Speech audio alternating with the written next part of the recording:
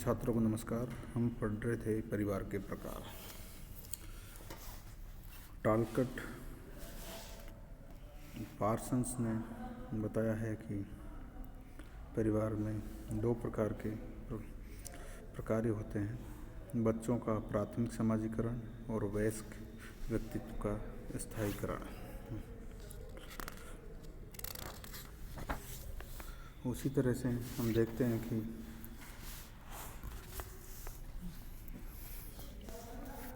रक्त संबंधी परिवार है।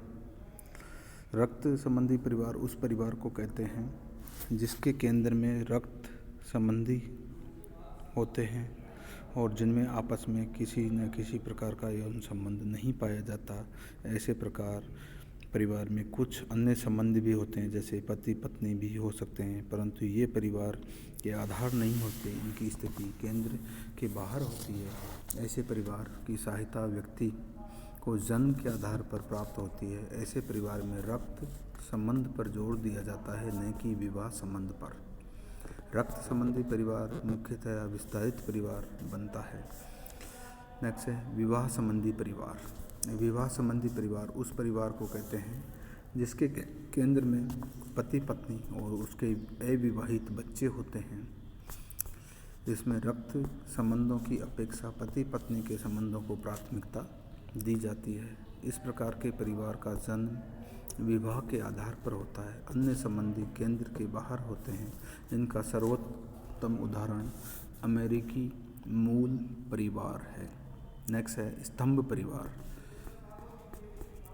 प्रोफेसर लिपले ने परिवार को एक ऐसे रूप को स्तंभ परिवार की संज्ञा दी है जिसमें एक नाभिक परिवार के साथ एकाधिक अन्य संबंधी भी रहते हैं। इसमें पितृसत्तात्मक परिवार की अपेक्षा पारिवारिक स्थायित्व एवं निष्ठा के साथ साथ पारिवारिक सदस्यों को व्यक्ति से स्वतंत्रता काफ़ी मात्रा में प्राप्त होती है। लिपले ने पितृसत्तात्मक अस्थायी एवं विशिष्टीकृत परिवारों की भी चर्चा की। सममितिक परिवार पत्नी पति के युग्म से निर्मित एक ऐसा नाभिक परिवार जो अपने संबंधियों से किसी प्रकार की सहायता प्राप्त नहीं करता और न ही सहायता की आशा करता है।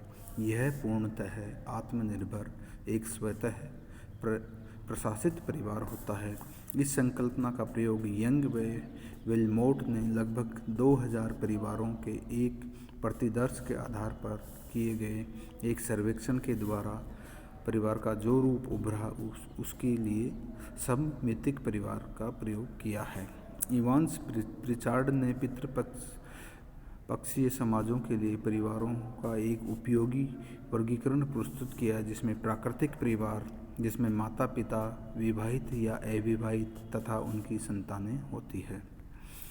दूसरा सरल कानूनी परिवार जिसमें विवाहित दंपति व उनकी संतानें रहती है। तीसरा है जटिल कानूनी परिवार जिसमें अलग अलग परिवार होते हैं जो एक पिता से संबद्ध होने के कारण एक दूसरे से संबद्ध हैं। यह बहुपत्निक परिवार होता है। प्रेत परिवार जिसमें प्रेत पिता या प्रति पिता पुरुष पिता यानी प्रॉक्सी फादर उसकी पत्नी व बच्चे होते हैं।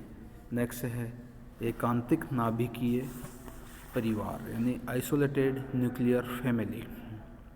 आधुनिक औद्योगिक समाज का यह एक विचित्र परिवार है जो संरचनात्मक रूप से अलग अलग होता है वह और वृहद नातेदारी व्यवस्था से जुड़ा नहीं रहता। यह अवधारणा टालकट पर पार्सन्स ने प्रतिपादित की। जिमरमैन द्वारा प्रस्तुत परिवार का वर्गीकरण। इसमें न्यासदारी परिवार मूलतः संयुक्त परिवार है। दूसरा है आणविक परिवार। यह मूलतः मूल परिवार है जिसमें रूढ़िगत लोकाचारों को महत्ता समाप्त हो जाती है तथा प्रत्येक परिवार या प्रत्येक सदस्य की स्व इच्छा महत्वपूर्ण हो जाती है। परिवार का अपने सदस्यों पर नियंत्रण काफ़ी कम होता है, जैसे अमेरिकी परिवार, गृहस्थ परिवार। यह न्यासधारी और आणविक दोनों के बीच का परिवार है। इसमें दोनों परिवारों की विशेषताएं समाहित है, अतः यह परिवार औपचारिक तथा व्यक्तिवाद के बीच संतुलन बनाए रखता है। जिमरमैन के अनुसार आधुनिक अमेरिकी परिवार न्यासधारी से आणविक परिवार में प्रवेश कर चुका है। ब्रगेस एवं लॉक ने परिवार का वर्गीकरण व्यवहार के आधार पर प्रस्तुत किया, जिसमें संस्थात्मक परिवार वह परिवार जिसमें सदस्यों के व्यवहार पर लोकाचारों द्वारा नियंत्रण किया जाता है। वहीं दूसरा प्रकार बताया सहचारिता परिवार। इसमें सदस्यों के व्यवहार आपसी स्नेह व मतैक्य से बनते हैं। ब्रगेस का यह विचार है कि अमेरिकी परिवार संस्थात्मक से सहचारिता में प्रवेश करता है। आज के लिए हम इतना ही पढ़ेंगे, कल इसका नेक्स्ट टॉपिक पढ़ेंगे। Thank you.